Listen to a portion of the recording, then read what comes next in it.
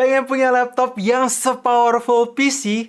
Iya, bisa dibawa kemana-mana portable, tapi kekuatannya itu benar-benar ngebut. Emang ada? Jawabannya ada. Ini dia Acer Predator Helios 300. So welcome back to Up-to-Date Alien Channel. Nama gue Greg dan langsung kita basa-basi. Let's check it out.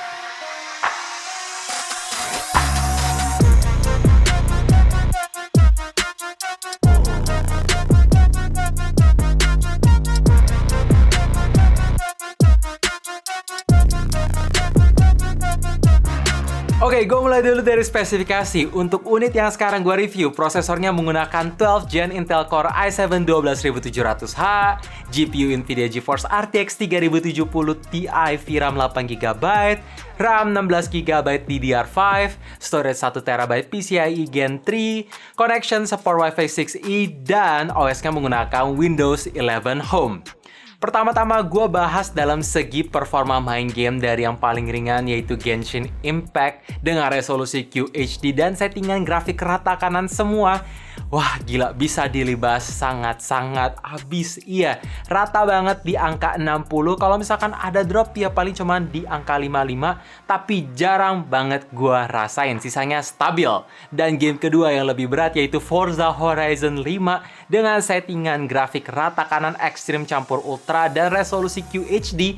Rata-ratanya bisa dapet di angka FPS 60, highestnya di angka 74, dan lowestnya di angka 55. Iya, jadi semua game dari yang paling ringan sampai yang paling berat, semua bisa dilibas dengan settingan grafik tertinggi yang gue coba. Gila sih. Dan untuk performa editing, 12 Gen di versi i7 yang sekarang gua review, ini menarik banget. Ada 14 core yang dibagi menjadi 6 core performance dan 8 efficiency core plus ada 20 thread. Jadi ketika gue coba render video 4K di Adobe Premiere, wah geser timeline tuh masih bisa berasa cukup mulus walaupun ada sedikit patah-patah tapi nggak masalah. Dan ketika gue coba render video durasi 2 menit 30 detik, ternyata hanya makan waktu 43 detik aja alias di bawah 50 detik atau 1 menit. Asli, performanya itu bagus banget. Dan bahkan ketika gue coba 3D benchmark menggunakan CPU atau 3D benchmark CPU, skornya juga tinggi. Gila sih, mau pakai editing 3D render, mau pakai content creator buat gaming, ngedit video, sampai yang cuma buat main game santai, semuanya dilibas abis. Oh ya, by the way, untuk fan-nya ya memang agak berasa sedikit terdengar kencang kalau misalkan kalian nggak pakai headset, tapi itu wajar. Semua game yang gue mainin ini game berat dan selalu disettingan ke rata kanan. Tapi kalau dirasa kurang, tenang, seperti biasa ada tombol turbo alias di overclock. Upgradability di laptop ini masih cukup fleksibel karena masih tersedia satu slot RAM lagi yang bisa kalian mentokin sampai 32GB, dan untuk storage masih tersedia 2 slot NVMe PCIe Gen 3 yang bisa diupdate sampai 2TB. Jadi ya walaupun tidak ada slot HDD biasa, tapi lumayan fleksibel. Desain layar di laptop ini bisa gue kategorikan cukup kekinian. Iya, bezel bagian atasnya tipis, pinggir kiri kanannya tipis banget, dan di bagian bawah memang agak tebal, tapi buat nopang hinge-nya biar gak gampang patah ataupun oplak-oplek. Oh ya, di tengah ada logo Acer Predator kecil yang mengkilat, jadi ini sentuhan yang menarik. Lanjut, dalam segi kualitas layar menurut gue sangat high quality buat gaming laptop. Walaupun memang panelnya masih menggunakan IPS LCD, tapi punya color reproduction sampai 100% DCI-P3. Jadi warna tingkat akurasinya bagus, resolusinya udah support QHD yang tajam, dan refresh rate 165Hz. Bahkan kalau misalkan kalian suka main game FPS yang benar-benar fast-paced, ini udah support G-Sync dan punya screen response time serendah 3 millisecond aja, jadi nggak berasa adanya tearing. Ya, main game FPS di laptop ini sangat menyenangkan, terutama CSGO.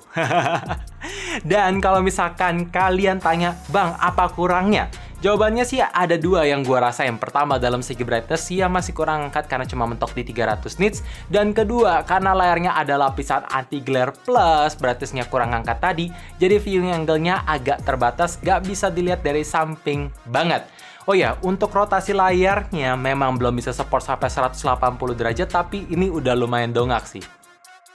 Walaupun ini sebuah laptop yang bisa dibawa kemana-mana, tapi harus gue akui, 1 jam nenteng laptop ini menggunakan backpack, iya berasa banget sih pundak kalian bakalan cepet pegel. Secara ya bahan materialnya menggunakan metal asli yang berasa banget solidnya, berasa banget kokohnya, nggak ada bagian kopong, dan bahkan kalau kalian lihat dari sisi samping juga kelihatan juga ya tebelnya di 25,9 mm dan punya bobot seberat 2,5 kg. Itu masih laptopnya aja, belum termasuk charger yang segede apa nih, gede banget. So far, Acer Predator Helios 300 ini punya brick charger yang terbesar yang pernah gua coba dan bahkan pernah gua lihat. Menarik. Dan ngomongin soal desain, gue suka simple banget. Di bagian lid cuman ada logo Predator yang tentunya bisa menyala seperti ciri khas Acer Predator, dan di bagian dalamnya pun polos dengan finishing metal brush. Tapi kalau misalkan kalian lihat, perhatiin di bagian depan terdapat aksen RGB light yang bisa kalian custom, jadi sangat menarik. Apalagi kalau kalian taruh di meja, wah itu gelap-gelap, nyala lampu RGB-nya kelihatan keren banget. Ya bisa menerangi meja kalian, jadi punya sentuhan warna yang menarik. Lanjut, ngomongin soal port. Di samping kirinya terdapat Kensington lock, LAN port, USB Type-A 3.2 Gen 1 plus audio jack. Di samping kanan ada 2 USB Type-A 3.2 Gen 2, dan di belakang ada charging port, Thunderbolt 4 port, HDMI connector, dan mini display port. Ya, ini nyaris komplit kalau aja tersedia SD card slot. Sayang banget sih, padahal SD card slot sangat dipakai untuk semua content creator. Oh ya guys, by the way, finishing metal di laptop yang saat ini gampang banget nempel sidik jari, jadi ya agak risih sih, mesti sering-sering dibersihin biar terus kelihatan keren. Layout keyboard di laptop ini sudah menggunakan full size, tersedia numpad, dan yang gue suka desainnya sudah menggunakan H2H, jadi tidak ada sisi samping yang terbuang di bagian pinggir kiri maupun kanannya. Ya, ujung ke ujung. Dan untuk soal typing feels, ya ini bagus karena cukup clicky, cukup tactile, key travelnya nggak kejauhan, dan bahkan untuk RGB-nya itu sudah menggunakan backlight per key LED. Iya, makanya efek RGB-nya tuh banyak banget. Ada raindrop, spot, star, fireball, snow, dan yang paling gue suka itu heartbeat. Menarik banget, dan by the way, light bar di bawahnya juga bisa kalian custom dengan aplikasi yang sama, yaitu Predator Sense. Lanjut ngomongin soal touchpad, juga posisinya biasa aja, masih senternya tuh spacebar, dan posisinya dan ukurannya itu masih ya sama besarnya, clicky hanya di bagian bawah kiri kanan, jadi sangat gua sarankan untuk pakai mouse kemana-mana, apalagi kalau mau main game ya tentu mesti pakai mouse sih. Jadi touchpad ini sebenarnya kayak aksesoris aja menurut gua. Dan untuk unlock option, sayang banget belum tersedia sensor sidik jari, mesti masukin pin manual. Untuk kualitas webcam, ini sebuah upgrade karena sudah support resolusi 1080p 30 fps yang kelihatan bagus, bahkan bisa kita tap fokus kayak gini nih. Coba gue tap fokus belakang, tuh bisa nyala lampu terang. Tap fokus ke muka gue, jadi lebih tajam di muka. Ini keren banget. Dan by the way, gimana soal mic quality? Tinggal komen di bawah. Sekarang lanjut ngomongin soal sound quality. Laptop ini menggunakan stereo speaker tentu, yang posisinya ada di samping kiri kanan yang menghadap keluar ke samping. Jadi suara yang dihasilkan itu bisa kencang dan overall punya kualitas yang bagus. Iya, bass, treble, vocal, clarity semua nyaris balance. Jadi gue nggak nyangka sih akhirnya ada gaming lineup dari Acer Predator. Laptopnya itu punya kualitas yang bagus di luar ekspektasi gue. Jadi buat kalian penasaran gimana sound quality-nya, seperti biasa pasang earphone ataupun headset dulu, langsung gue play di volume tertinggi 100%.